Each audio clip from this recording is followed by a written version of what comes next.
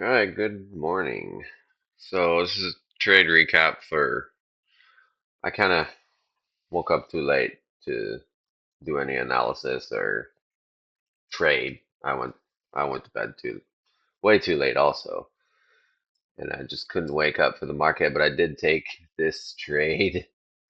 Uh I was like I think 6 or 7 o'clock yesterday, and I knew that we had reached bottom because at the time, the lower weekly expected move was very just it was there. It was there. It had to be in the bottom because we being Thursday, if the expected move from Friday is to be reached, then you could only expect a reversal at that point. So when that happens, of course, you wait for three things. So you're definitely going to look at higher time frames, so either hourly, 4 hour, or daily time frame. And then you look at where the point of control is. On the hourly, the point of control was below. So obviously, as price consolidates inside, it creates compounding interest, and obviously all of these are bullish. So that being said, it did need to form another lower low. That's thing number two. Every time there's a drop like this, for it to reverse, there's always going to be a lower low. So there's a drop, and then of course, people take profit from the drop. Stop loss are hit, price retrace, but it continues. And then it forms a lower low.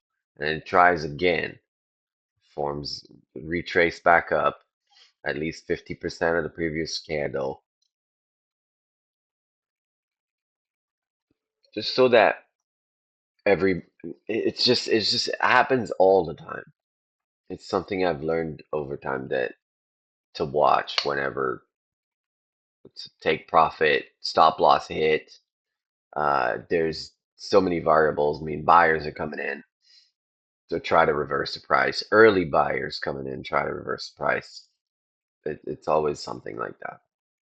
So after that second dip at from the, I would say just these are just like capitulation into earnings, which earnings didn't do very much, but it's still, I think it's capitulation, and it led to more downside into POC. POC did create this opportunity after the next low low. Uh, as far as number three, of course, you watch for where's the where are the lowest move expected move in the on the chart. Beside that, there is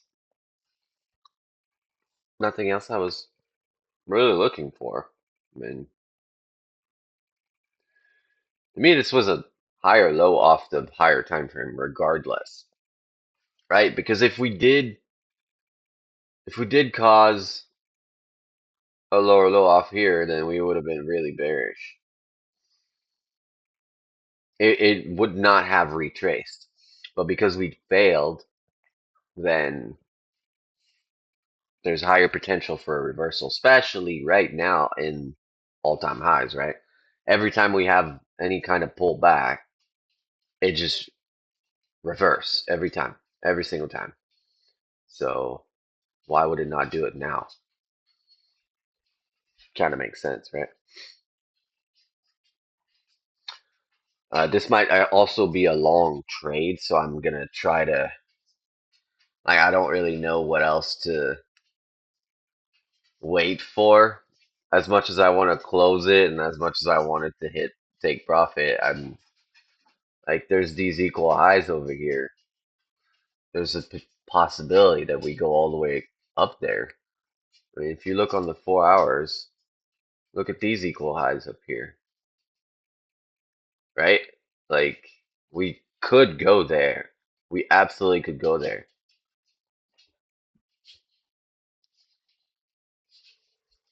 by far. And I did, whenever I put my levels, I actually mixed them up. Very interesting. This one's supposed to be this, and then this is supposed to be that.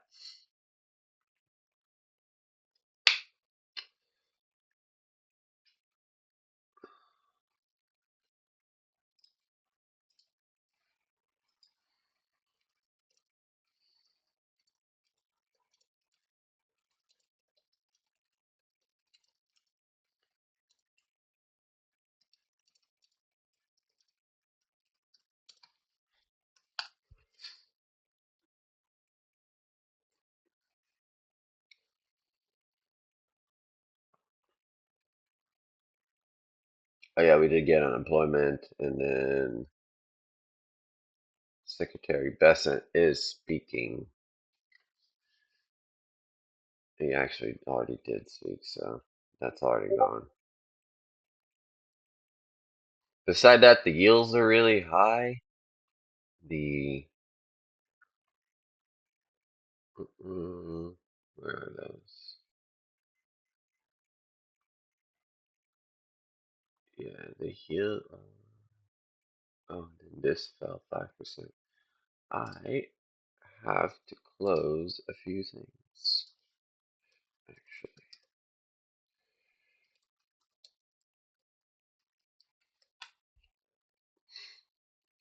So I had a option on EWY since a while. I think it was like an 8 months option. Yeah, it keeps falling right now. It used to be, I think the top was like 900% that I got from the option. Now it's at 651.95, which I'm gonna close the last contract. I had like multiple contracts, and that's what I do with when I have a idea. You just go in with a lot of contract, and if the idea pan out, you just start shaving contract as you go, and you just hold one through the end of the rally, so that at least you're, it's almost letting a runner run.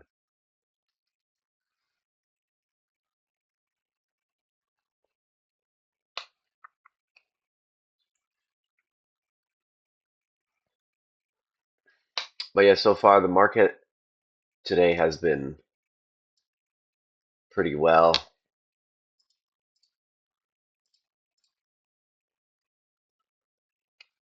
Nat gas is up. Nvidia's decently up. Redwire's up. A lot of the stuff that we have in the at least that we have mentioned in the LTI channel is actually doing pretty well. They're holding pretty well through anything that any kind of pullback. So you kind of have uh, that peace of mind, that safety that you can at least invest in something, even if it's you might think you're too late. You're really not. At the end of the day, you might be a little late, but you're not too early or too late to not purchase on a pullback.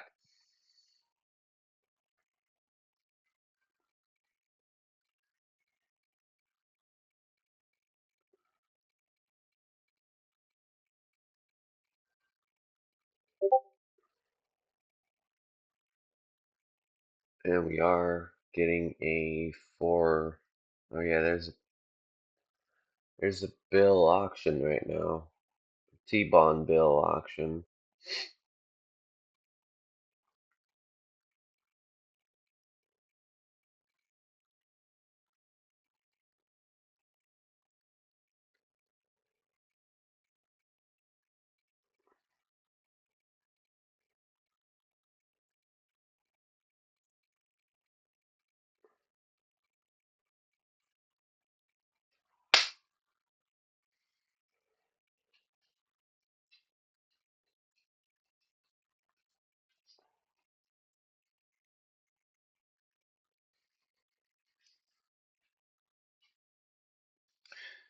Well, waiting game.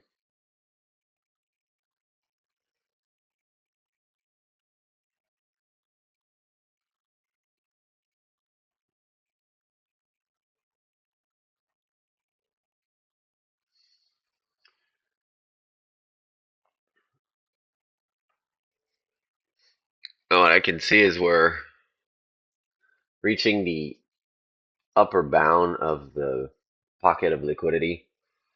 And that's kind of why I want to get rid of this order as soon as, or at least de-risk, because there's nothing left after. So the price may not want to go in above that level. Like they might not have any reasons to go above that level. So imagine being in a trade this long and it reaches it's about to reach your take profit and then it skips it, like it misses it by a few points. How frustrating that is. So in a way you kind of want to be protected, you kind of want to de-risk. I mean, honestly, if I was awake I would have probably de-risked at the point of control on the 5 minutes, but I overslept, so I didn't really care the outcome. And see, that's another thing that you want your trading to be, is that at some point you reach the freedom to be able to place a trade, go to sleep, and let the trade do its thing, right? Like you want to be able to send something, not think about it, and then wake up. Now, of course, I did wake up at like 6 a.m., look at my phone. Okay, going back to bed. But at the same time, like I wasn't worried about the trade. I wasn't worried about the outcome of the trade. I wasn't worried if I if I was going to win or lose. I didn't care. At the end of the day, I had an idea and I sent the trade. That's what matters. So I hope everybody at one point will do that, or will be able to experience and do that, because there's no better. I don't think there's any better feeling that you wake up and you're looking at $26,000 worth of profit. Well, 22.8 now, but still sleeping for 22.8, 22, 23,000 worth of profit. So it's kind of a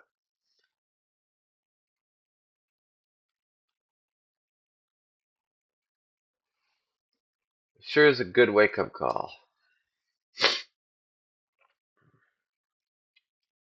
No, these levels are really screwing with me because they're not what they're supposed to.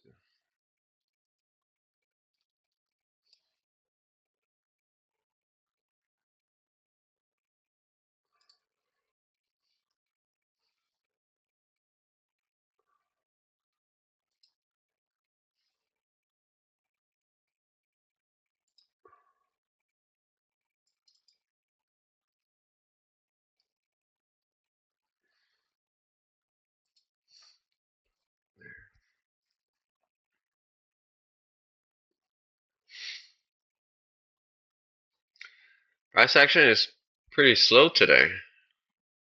Not much happening right now.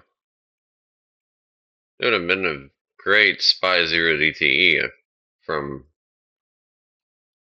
opening price.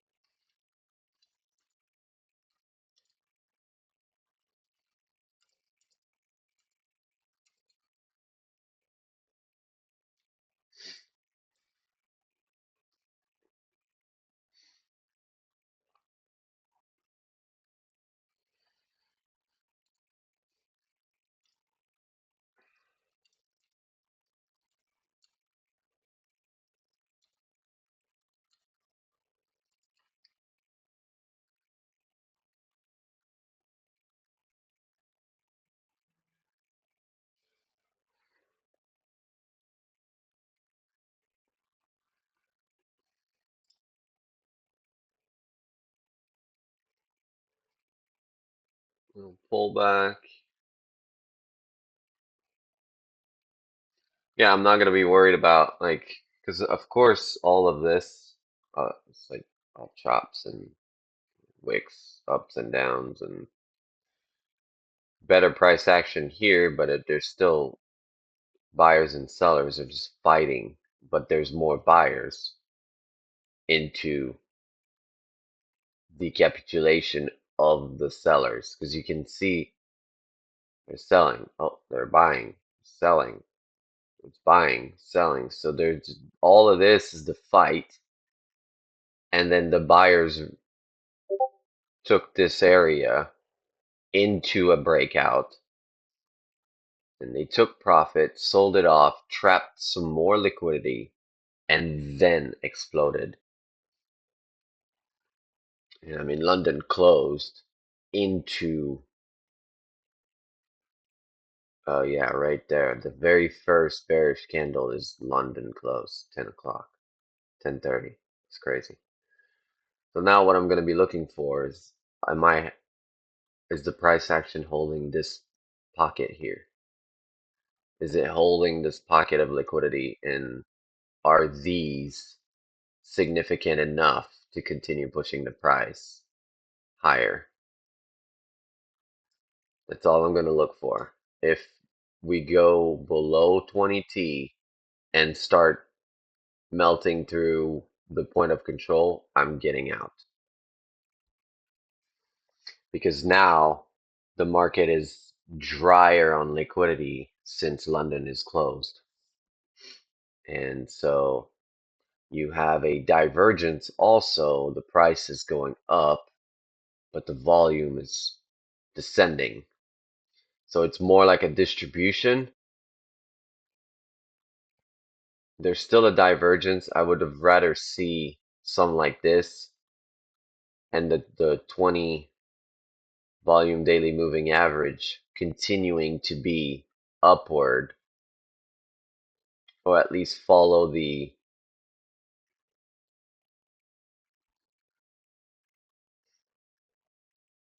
because what you can see at this candle here when it broke out, right? When it absolutely just broke out, that's when the volume daily moving average was done. Like it was at the peak, at the highs to fall. So now we either consolidate into a divergence because now that the rest of it is bearish, and that volume is bearish because now there's no more buyers. There's a drought of liquidity, and all of these are selling orders. Yep, it just went through POC. So what I'm gonna do? Oh no, POC actually retrace.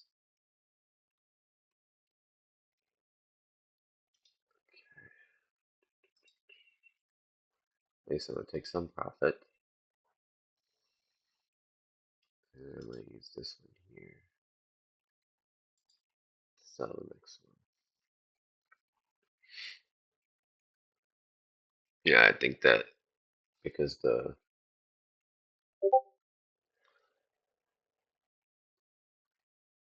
there is a Fed member speaking, so ultimately they're could be saying something that the market likes. So there's I hate closing orders directly at market just because I think that's XYZ.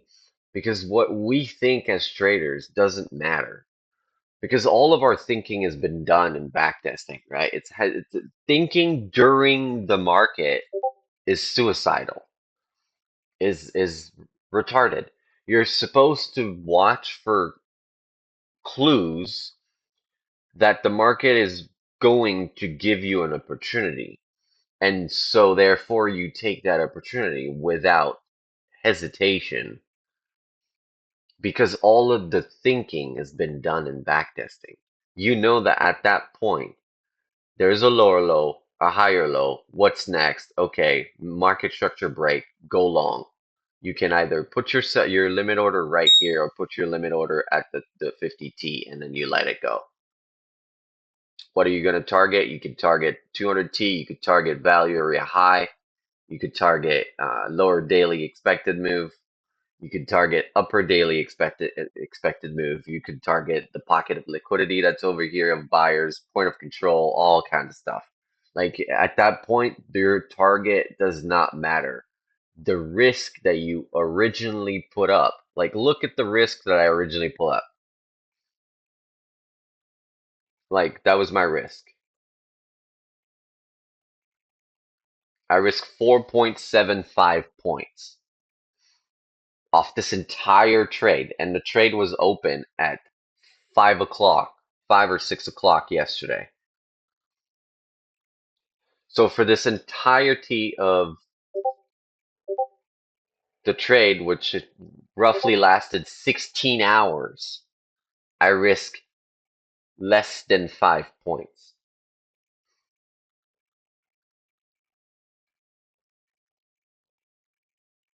for a rough total of, the first order closed, yeah, about 50 points, and then I'm looking at a 46.5 for the second block of order. So that's the kind of stuff you want to look at and look for in the market because you've done your testing, you've done your homework. Why would you chase a falling knife until you know the falling knife there's no more sellers? And you saw that there was no more sellers because the spike right here, right? That's your spike of volume at the end of the market when all the zero DTEs and everything is closing. And then of course you have the post market capitulation into which was at yesterday's time the lower weekly expected move from Friday, which is tomorrow. And then that lower weekly expected move did retrace after the consolidation of overnight. So now, if the bears wants to push the price lower, why would they push it from here for, 0.19? No, what you're going to do is you're going to consolidate this overnight from Asia into London. You're going to create a range, a low range, and then a higher range. And because the higher range had more equal highs, then its potential to go up was higher because there was more liquidity trapped above. And that's exactly what happened. You could also look at the traumas. The traumas are kind of consolidating, but the 20 did cross one time, trap liquidity here because there was buyers at that order block over here, right? So now they had to trap those, create a lower low. Now that little channel here of price looks like a trap for the bulls. So a lot more people are buying and then consolidating, compounding interest, but it refused to close the bodies of the candle refuse to close below the lowest opening low, right? If the bodies would have closed below with volume, then maybe we would have went a little lower, but it stopped. It abruptly stopped, and then the hammer candle, and then the market structure break was the time to go, and it just led for an upper bound.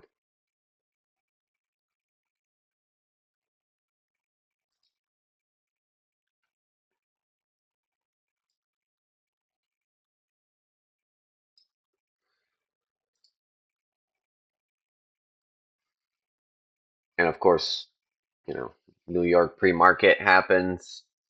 It just leads to earnings. It leads to tech. I mean, if you look at these did have a pullback, but at the end of the day, like the pullback just hit support, buyers, hit support, buyers. Just that's not a shooting star, right? It's a bearish pin bar, but it's not a shooting star, so it's not completely screwed. This right here, it's either a pin bar or I mean, honestly, it could be a dragonfly, but it's a bearish pin bar. My concern would have been DRAM closing below 20T, which is 62.75. Now would have been a bad, would have been a potential to close below into these areas, but it didn't. Same thing here, you know. So the daily candle is going to open high, close low, or open low, close high, and then you can build your thesis from that. Same with the MAG ETF. It had failed to close bodies above the previous swing high. It tried, but it couldn't. It had no strength left, and it did close below 20T, which ultimately last time it did, it consolidated and then slowly ramped up. But at the end of the day, it opened low, closed high,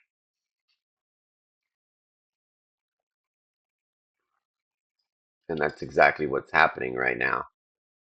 Now you could have expected a retest of 20T, which it did, and then it started retracing the body to close the same way it's been closing every single day. It closed in the mid range. There's a ramp up, a ramp down, wick up, wick down, and then it closed in the mid range. So after those wicks are formed, then you can forecast that the price action is going to retrace, right? And it's these are the mag 8s. So if the mag 8s are taking a break or has reached their peak or their lowest point, the retracement follows. So if the lowest point is the lows, then it's going to retrace up. If the highest point is the top wick first, then it's going to retrace down, and you can base your analysis off of or the rest of the market after 9:30, the distribution on that on those factors, and get an edge on the market as to a direction. And also crypto, it did kind of retrace a little bit. Good.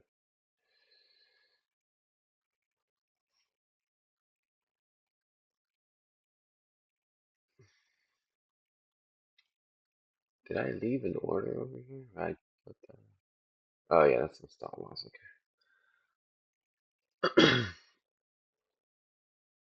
But yeah, see, like the whole time I'm not really thinking about what's happening. I'm waiting for information. And when the information comes in, then I just analyze it, and okay, this is where I would be protected. This is where I wouldn't be protected. This is where it makes sense for me to take profit. This is where it makes sense for me to protect my current trade. And I mean, I closed 5 at a decent amount, and now I'm protected. I'm risk free And if there is one more leg left for the price to go and reach the upper bounds of the liquidity pocket, I will exit my order. I will be taken out. Now, I might be a little too extended, but if there is volume, if the volume daily moving average kind of flattens and then these actually tries to go and touch it, then there might be enough volume to push that price up. Because if you look at the tick chart also, everything has been neutral because we're above gamma, right? When we're above gamma, it's just it's the sentiment is buy the dip, sell the rip, but it's also not very whiplashy. There's no insane uh, whiplash that happens that can teeter the boat in like so to speak.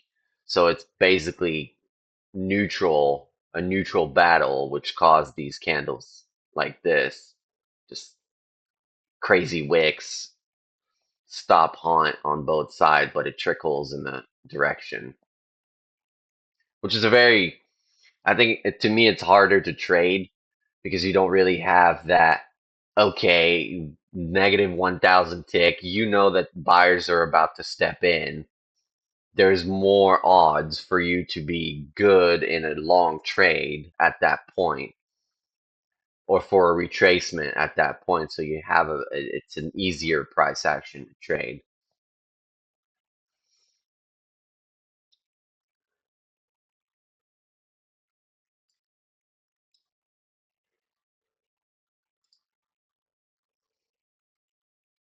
Yeah, and then the point of control over here. See, it's fighting at the 200T on the 10 minutes.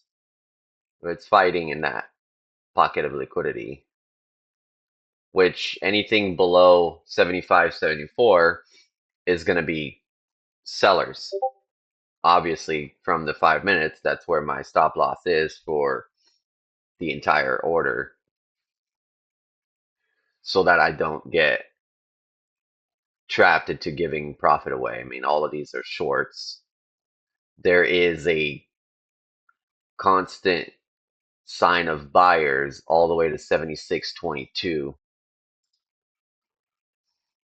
and all the way to 76.25. But I'm not willing to, well, actually, this was a clean, this showed a bunch of buyers. So this could actually go to POC right here, 75.95. Yeah.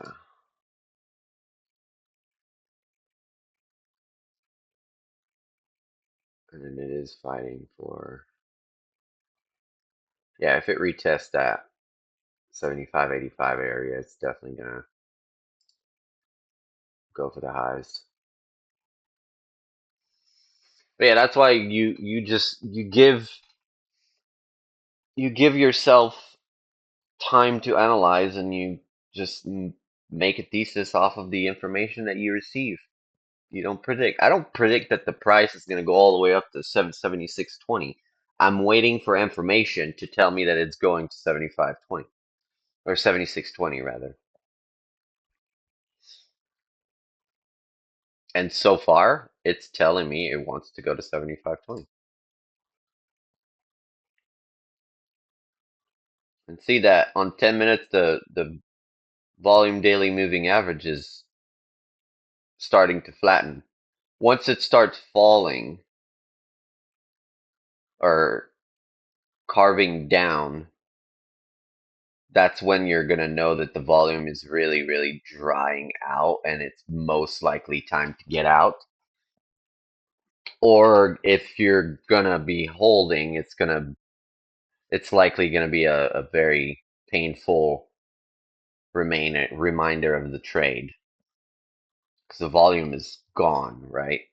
Like you're going to be just looking at a formation of candle that may not be very entertaining. Because trading's supposed to be boring, right? I mean, this is boring. All you can do is sit there and analyze, sit there and receive information. And that's about it. So,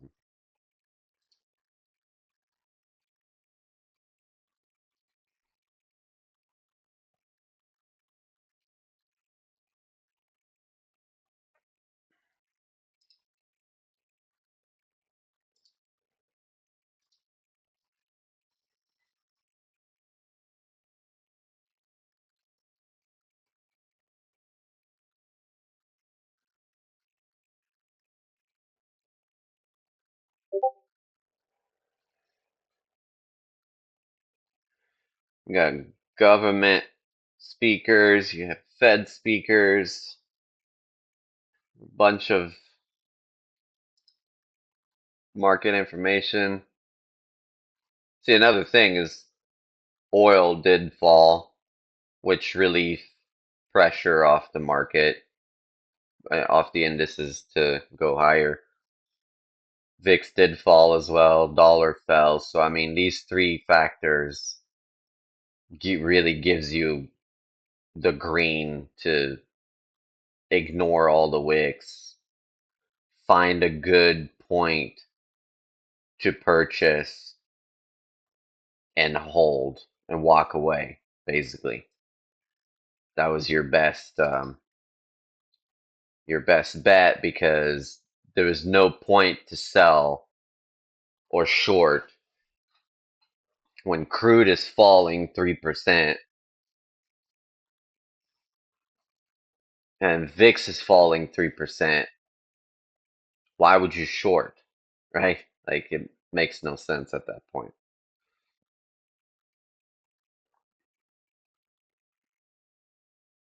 My only regret is my usual position size is roughly 30 units on ES, and I did not want to go to bed with 30 unit running. I didn't feel like doing that. So 10 was, one third of the position. I de-risked because I wasn't sure that this was the bottom. I didn't have any confirmation that this was the bottom, that there wouldn't be a lower low. I played this well, but I also could have made more by not thinking about defensive, which in a way is very detrimental for the trader because ultimately you either have a plan, you stick to the plan, or you execute and you deal with the consequences. But because it is the end of the week, why would I send this many units just because that's the usual size that I take? No, it's the end of the week. You've had a successful week. Why would you risk losing a lot of profit that you've made this week?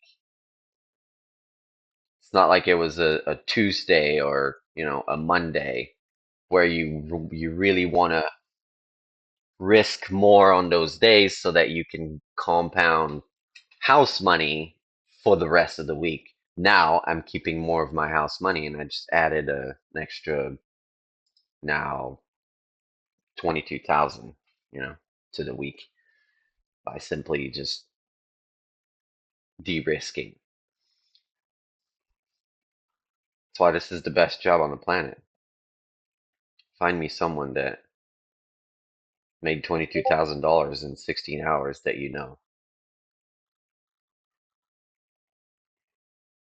I'd like to meet them.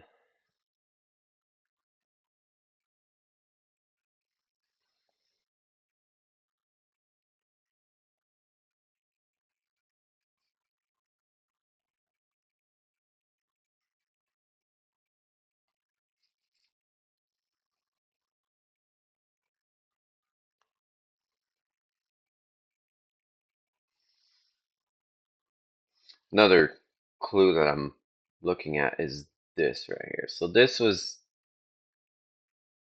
the newly formed resistance from the overnight consolidation. But as you can see, every time it hit that support, here, price kept ramping up to try and retest that resistance.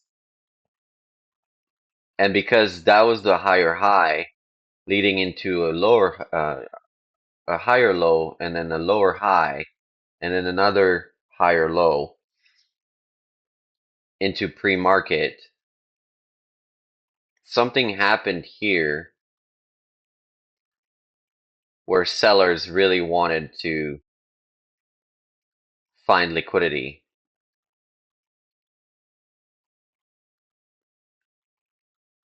But the resistance here was only tested one time. That support was tested multiple times. So the first candle that would just wick further down but retrace the body and the point of control higher was a buying opportunity. And then you look at the DOM, it's all liquidity above.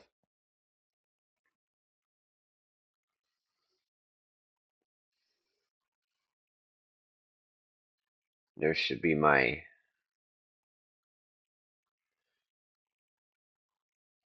point.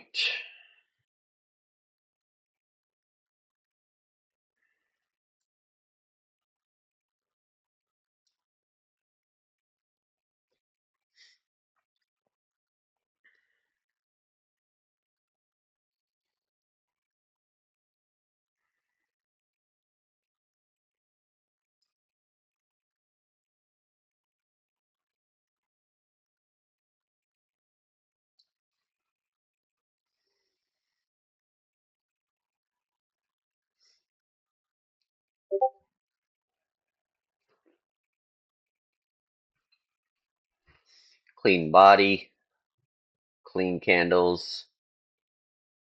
Point of control clearly brought buyers into a breaker structure. Now because because the breaker structure is also at the highs on the drought of liquidity or drought of volume rather, it is likely to have a retest. Again, I would rather be kicked out over here for a little bit more points than just leaving the order below. Just in case we're going into lunch session. I try to get out of any trades before lunch just because there's always some type of fuckery during lunch. I don't trust that someone is not going to try to send a ghost order into lunch, a reversal ghost order into lunch, and try to hide it in there. And to me, it's more safe to just exit and call it around 11:30 than risking.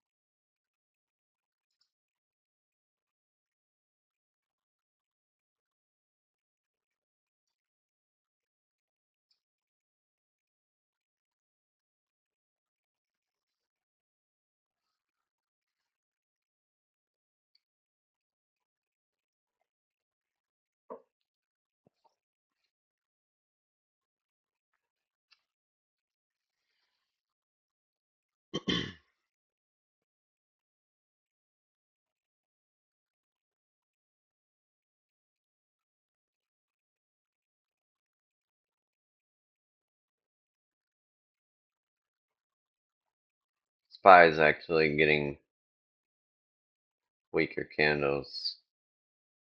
Looks like it wants to consolidate, but there's need some volume here.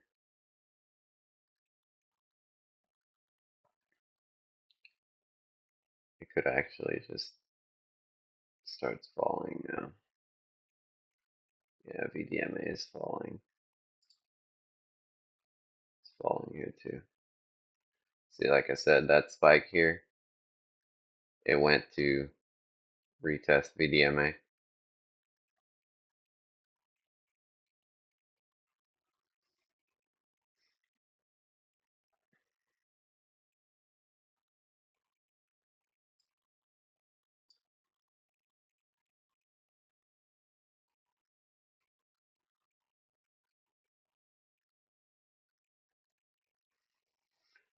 Looking at 23,044 and 50 cents. Should be 22.5. I do get stopped out, trailed out rather, and then should be almost 20, almost 24 if it hits take profit. I could go for 25, but it's been an hour that I've been looking at this, and I don't like to just sit there and watch a trade go.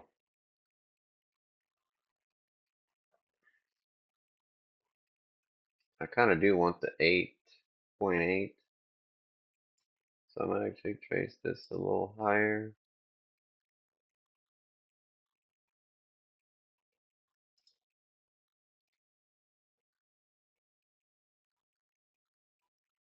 There's a doji, so yeah, close under doji, it'll go down. Close above, it should higher high.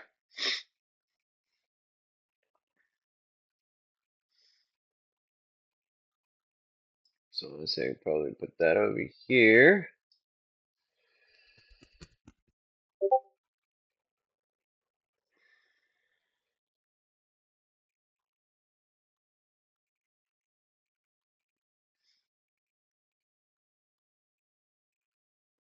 And you can feel like I'm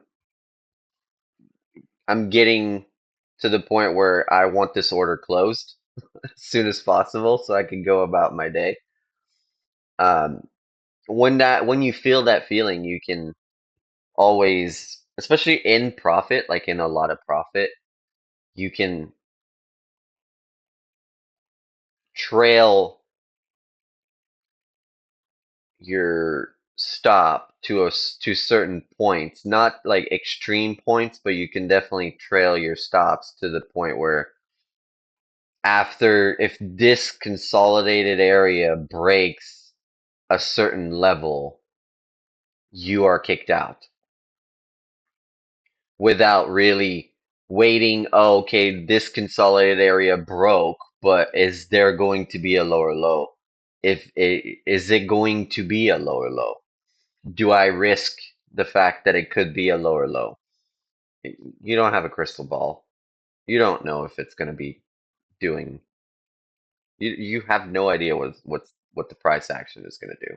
You can't predict it, right? So just put your stop at an area where you know that you're going to be either right or wrong, and you just call it there.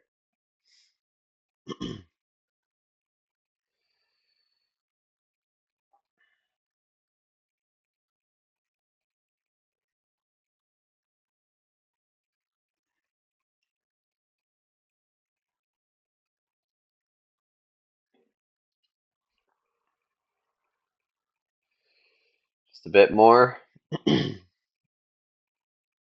Just a little bit more.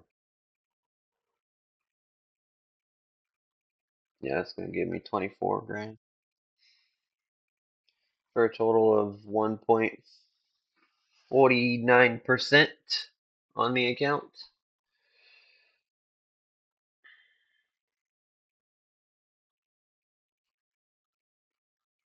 Come on. Come on.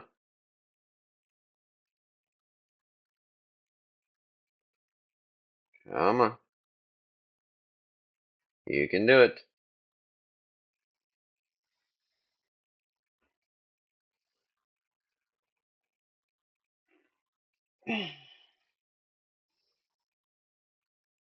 god, that 0.5, 0.25. Are they fucking with me at this point?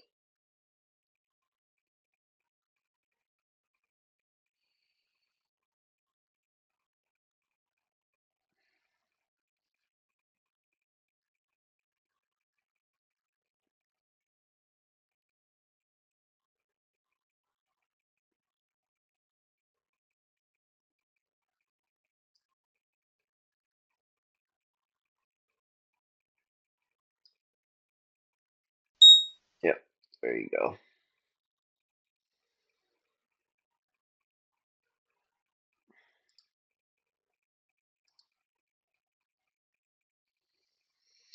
So yeah, that's it. That's a good day. 23,351, 1.46%. Good day. Didn't really have to do much. Just wait for a bottom, and I shall go about my day. Of course, if you have any question, come join the channel. Come talk to me. I'll steer you in the right direction. Been doing this for quite a while, and I can. I'm pretty sure at this point I can make anybody profitable as long as they follow their plan. The I can give you plans. I can give you models to follow. The only thing left to do would be for you to have the discipline to execute and apply the plan to your chart. So yeah,